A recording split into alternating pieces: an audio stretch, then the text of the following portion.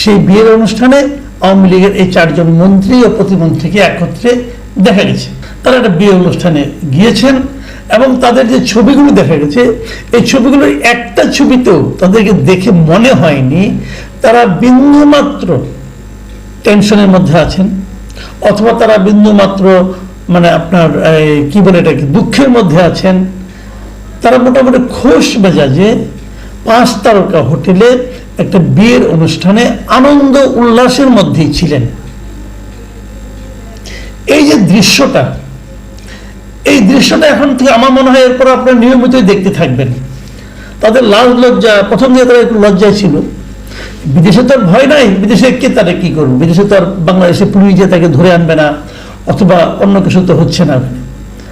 তো ওখানে তারা একটু প্রথম দিকে হয়তো লজ্জাই পেত যে যাওয়াটা কি ঠিক হবে, দেশে এত আকাম কুকাম করেছি, লোকজন তো জানে আমরা তো মানুষের ধন সম্পদ, মানুষের প্রপার্টি, সরকারি প্রপার্টি লুটপাট করেছে। এই লোকগুলো অত্যন্ত দাপট দেখিয়েছে, মানুষকে যাচ্ছে তাই বলে অপমান করেছে, বিরোধী রাজনৈতিক দলগুলোকে তুচ্ছ তাচ্ছিল্য করেছে। এই লোকগুলি করেছে। কিন্তু আওয়ামী লীগের প্রত্যেকটা মন্ত্রী এই অপকর্মের সঙ্গে জড়িত ছিল, প্রত্যেকটাই বলবো। 2-1টা ব্যতিক্রম, ওটাকে আমি ধরি না, 2-1জন ব্যতিক্রমকে আমি ধর্তব্যের মধ্যে রাখি না।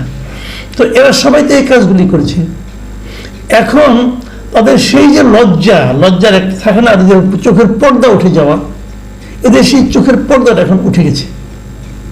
উঠে যাওয়ার পর এখন তারা ওই মানে আমোদ করা, একসঙ্গে সবাই মিশে আড্ডা দেওয়া, এই সমস্ত কাজগুলো তারা এখন নির্লজ্জভাবে করতে পারছে।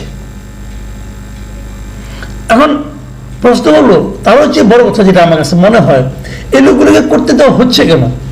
ওখানে কি আওয়ামী লীগের কেউ নাই? ওখানে কি বিরোধী দলের কেউ নাই? বাদ দেন দল, ওখানে কি বাংলাদেশের কেউ নাই? এই লোকগুলো তো দেশের জন্য ক্ষতিকর ছিল। এরা আমাদের এই দেশটাকে শেষ করে দিয়েছে। এরা এতটাই ভয়ঙ্কর যে দল এদেরকে মন্ত্রী বানিয়েছে, তারা সেই দলটাকে শেষ করে দিয়েছে।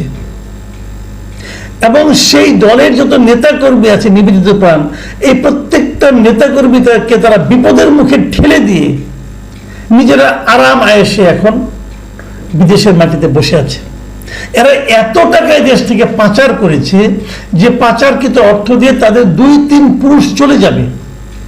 তারা এত টাকা পাচার করেছে। এই প্রত্যেকটা লোক হলো একজন ক্রিমিনাল। এই ক্রিমিনালদেরকে আমি বুঝতে পারি না কেন দাওয়াত করা হয় এবং কেন তাদেরকে ওখানে লোকজন প্রকাশ্যে ঘোরাফেরা করতে দেয়। এটা আমার একটা বেসিক প্রশ্ন। মানুষের তো উচিত এদেরকে সামাজিকভাবে হেয় প্রতিপন্ন করা, যাতে এরা নাকি ঘরের বাইরে বেরোতে না পারে, লজ্জায় মানুষকে মুখ দেখাতে না পারে। এদের তো লজ্জা শরম নাই, কিন্তু সেই লজ্জা শরমটা তো এদেরকে চোখে আঙুল দিয়ে দেখাই দিতে হবে। এটা তোমার লজ্জিত হওয়া উচিত। তাদেরকে দেখাই দিতে হবে তুমি সামাজিক অনুষ্ঠানে তুমি ব্রাত্য। এই খবরটা দেশের আজকে আমি একাধিক পত্রিকায় কিন্তু দেখলাম, এবং ইত্তেফাকে যে প্রকাশিত খবরটা, তার নিচে বেশ কয়েকটা আমি কমেন্টও দেখলাম যে সাধারণ মানুষ এদের এই কর্মকাণ্ডকে কিভাবে ব্যাখ্যা করছে, বিশ্লেষণ করছে। আমি তাহলে একটা মন্তব্য আপনাদেরকে পড়ে শোনাতে চাই। মিস্টার জাহাঙ্গীর আলম নামে একজন লোক কি মন্তব্য করেছেন, তিনি লিখেছেন যে আওয়ামী লীগের যত নেতা এদেশ থেকে পালিয়েছিল, এদের সকলেই বিগত 16 বছর যাবৎ এদেশের ক্ষমতায় থেকে মাফিয়ার ডন কায়দায় হাজার হাজার কোটি টাকা লুটপাট করেছিল, এবং তাদের এ সমস্ত লুটপাটের বেশিরভাগ টাকাই বিদেশে পাচার করেছিল। সুতরাং তাদের পাচারকৃত হাজার হাজার কোটি টাকা বিদেশে আয়েসি জীবন যাপন করে খেলেও তাহা কয়েক পুরুষের জীবনে শেষ করতে পারবে না। আর এরা হাজার হাজার কোটি টাকা লুটপাট করার পিছনে ব্যবহার করেছিল আওয়ামী লীগ দলের সাইনবোর্ড, মুক্তিযুদ্ধের চেতনা, এবং এদেশ দুর্নীতি জিরো টলারেন্স নীতিতে চলছে এমন বিষয়গুলোকে কাজে লাগিয়ে। আর তাদের শাসনামলে যারা তাদের অন্যায় অপকর্মের বিরুদ্ধে প্রতিবাদ করেছিল তাদেরকে রাষ্ট্রের নিরাপত্তার জন্য হুমকি এবং বিভিন্ন প্রকার জঙ্গি নাটক করে দমন পীড়ন করেছিল। আর যদি এদেশে 5 আগস্ট 2024 ছাত্র জনতার গণ অভ্যুত্থান না হতো, তাহলে এদেশের জনগণ কখনো আওয়ামী লীগ দলের দুর্নীতিবাজ ও মাফিয়া ডন নেতাদের লুটপাটের কথা জানতে পারত না। ভেবে দেখুন, এই একটা মন্তব্য আমি কেবল আপনাদের পড়ে শোনালাম, এখানে কিন্তু জিনিসটা তারা ক্লিয়ার করে দিয়েছে যে আসলে এটা করেছেটা কি। মানে এদের মতো ঘৃণ্য অপরাধী এদেশে হয় না, যে লোক নিজের দেশের সম্পদ বাইরে পাচার করে দেশটাকে ফোকলা বানিয়ে দেয়, দেশটাকে দরিদ্র করে দেয়, সে লোকের মতো অপরাধী আর হয় নাকি? আর হয়?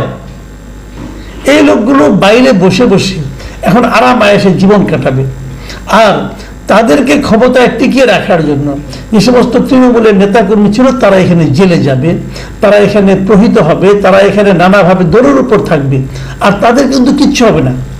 এমনকি তাদের মানে আত্মীয় স্বজন যারা আছে তারাও কিন্তু আন্দোলনে থাকবে না, ওখান থেকে তারা মাঝে মাঝে বসে বসে এদেশে যারা আছে তাদেরকে বলবে তোমরা মাঠে নামো, হ্যান করো, ত্যান করো, হয়তো মাঝে মাঝে দু একটা টাকাও পাঠাবে, যে টাকা পাঠালাম এটা একটা মিছিল অর্গানাইজ করো, এগুলো করবে।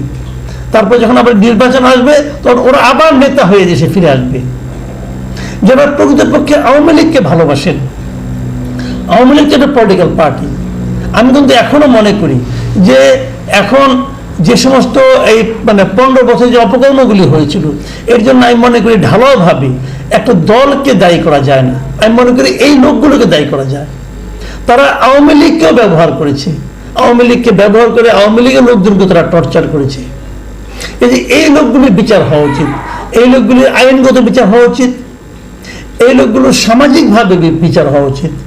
কেবল দেশে না, বিদেশের মাটিতেও এদেরকে সামাজিকভাবে আমি মনে করি বয়কট করা উচিত। বিদেশে যেখানে যত আওয়ামী লীগের লোকজন আছে, যেখানে যত বাংলাদেশে আছেন, আপনাদের কাছ থেকে আমার অনুরোধ, আপনারা সবাই এই সমস্ত দুর্বৃত্তগুলোকে, এই সমস্ত অপরাধীগুলোকে, এই সমস্ত অর্থ পাচারকারীগুলোকে আপনারা বয়কট করুন। যেখানে পাবেন সেখানেই এদেরকে তুচ্ছ তাচ্ছিল্য করবেন, এদেরকে অপমান করবেন। এটাই হয়ে বাকি জীবন যতদিন বাস করবে এরা কোথাও যেন সামাজিক কোনো অনুষ্ঠানে যেতে না পারে এরকম ব্যবস্থা করবেন। তাহলেই কেবল এদের যে শাস্তি হবে তাই না, পরবর্তীতে যারা ক্ষমতায় আসবে, যারা এরকম দেশ থেকে লুটপাট করে বিদেশে টাকা পাঠানোর কথা চিন্তা করবে, তাদের একটা উচিত শিক্ষা হবে। লোকটাকে তাকাবেন না, লোকটা কি করেছে এটার দিকে তাকাবেন, তাহলেই দেখবেন আগামী দিনগুলো আমাদের জন্য রাজনীতিবিদরা টাইট হয়ে যাবে। রাজনীতিবিদদের টাইট করার এই সুযোগ, টাইট দেওয়ার এই সুযোগ হেলায় হারাবেন না। আমি আপামর বাংলাদেশের মানুষকে বলছি যে এদের কোনো ক্ষমা নেই।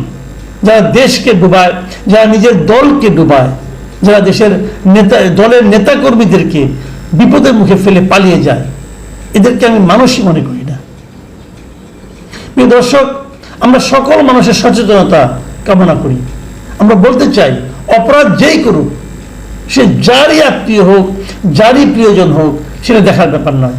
অপরাধটা দেখুন এবং অপরাধের জন্য সাজা দিন, এবং অপরাধীকে সাজা দিতে না পারলে সেটা পরবর্তীতে একটা মন্দ উদাহরণ হিসেবে থেকে যায়।